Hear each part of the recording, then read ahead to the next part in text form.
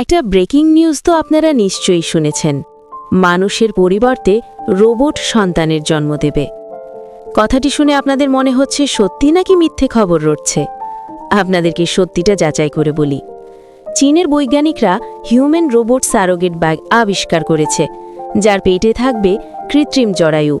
এই রোবটের ভেতরে ভ্রূণ বেড়ে উঠবে অ্যামনিওটিক তরলের মধ্যে।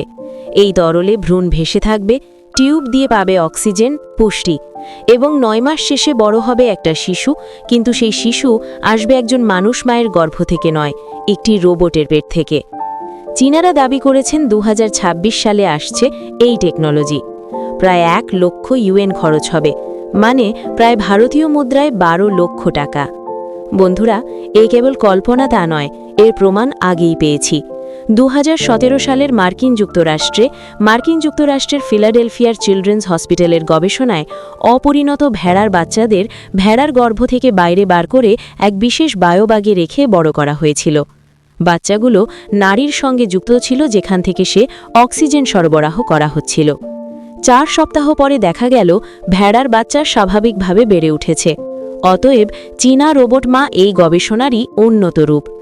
রোবট মা বাস্তবায়িত হলে বন্ধাত্বের জন্য এটি আশীর্বাদ। আমার নারীর গর্ভধারণের ছবি থেকে মুক্তি পাবেন। ভবিষ্যতে এইভাবে অপরিচিত শিশুকে বানানো যাবে, গর্ভধারণ জড়িত ঝুঁকি থেকে মুক্তি পাবে নারী। একবার ভাবুন তো, হাসপাতালে সারি সারি রোবট, আর তাদের ভেতরে বড় হচ্ছে শত শত শিশু নিরাপদে। এ যেন সিনেমার দৃশ্য।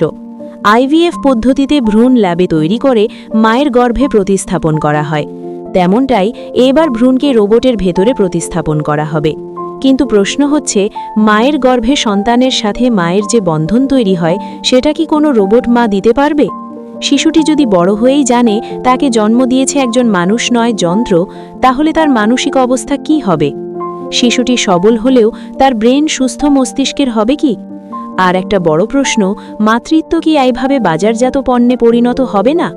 এবং সবথেকে বড় প্রশ্ন, কৃত্রিম জরায়ু তৈরি হয়ে গেলে নারী অস্তিত্বই কি প্রশ্নবিদ্ধ হবে নাকি?